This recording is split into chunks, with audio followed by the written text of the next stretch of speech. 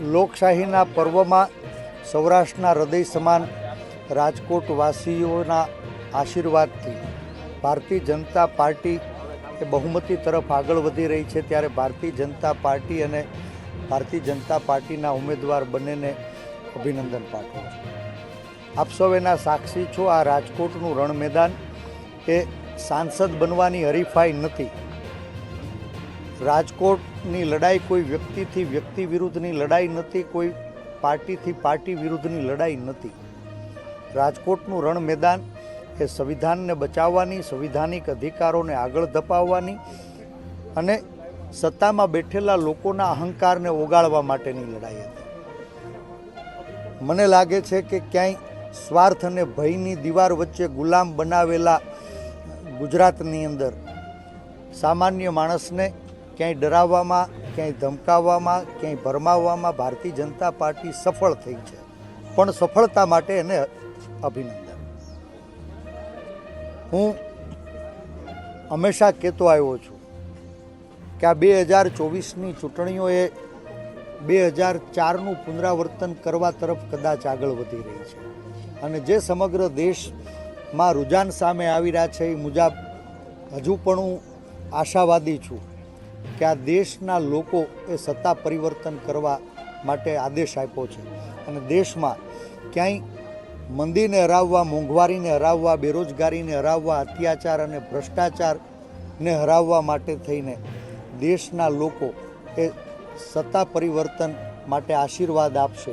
India ગઠબંધનની સરકાર બનશે। મેં ફરીથી એ વાતને દોહરાવું છું કે આ લડાઈ માત્ર વ્યક્તિથી વ્યક્તિ વિરુદ્ધ નહીં, વિચારધારાથી વિચારધારા વિરુદ્ધ નહીં, વ્યવસ્થાને બદલવા માટેની લડાઈ હતી। લોકોએ પ્રયાસ કર્યો। મને આનંદ થાય છે કે રાજકોટવાસીઓના હૃદયને જીતવામાં હું સફળ થયો।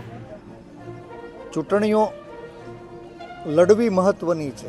હાર જીત તો જનતાની અદાલત નક્કી કરતી હોય છે ને જનતાએ જે આદેશ આપ્યો છે જનાદેશને સહર્ષ સ્વીકારું છું, પણ રાજકોટવાસીઓએ ખૂબ ઓછા સમયમાં ભારતીય જનતા પાર્ટીની શ્રેષ્ઠ પીચ, કોંગ્રેસ માટે સૌથી કઠિન કોન્સ્ટિટ્યુન્સીની અંદર આ જંગને છેડ્યો હતો અને એમ છતાં રાજકોટવાસીઓએ ઓછા સમયમાં ખૂબ બધો પ્રેમ આપ્યો।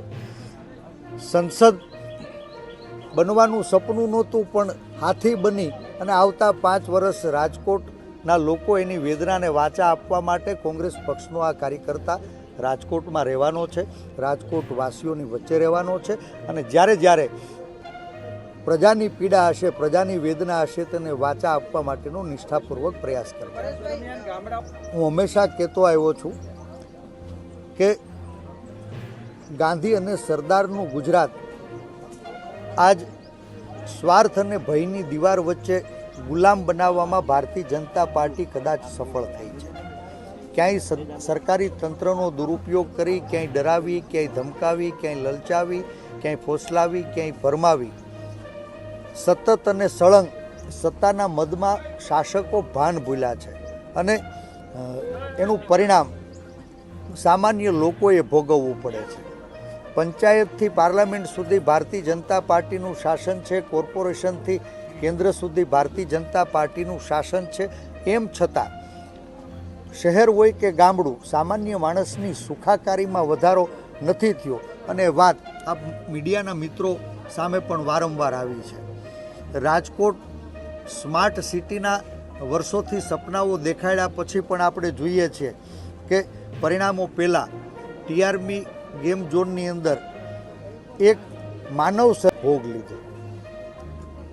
આ ચૂંટણીમાં કદાચ પરિણામ મેળવવામાં સફળ થાય કે કેમ એ તો આખરી પરિણામો કહેશે, પણ રાજકોટના હૃદય ઉપર જે ઘાવ પડ્યો છે એ ઘાવને બુજાવવા માટે, જે પીડિત પરિવારો છે એને ન્યાય આપવા માટે પરિણામ સુધી અમે આ લડાઈને ચોક્કસ આગળ વધારીએ। ભારતીય જનતા પાર્ટી હંમેશા વર્ગ વિગ્રહની આગ વચ્ચે રાજકીય રોટલા શેકવાનો પ્રયાસ કરે છે અને ક્યાંક વર્ગ વિગ્રહની નો પલીતો ચાપી અને રાજકીય રોટલા શેકવામાં કદાચ એ સફળ થશે, પણ આ ગાંધી અને સરદારનું ગુજરાત છે જેણે દેશને જોડવાનું કામ કર્યું છે, 18 વર્ણની લાગણીના તાતને જોડવાનું કામ કર્યું છે।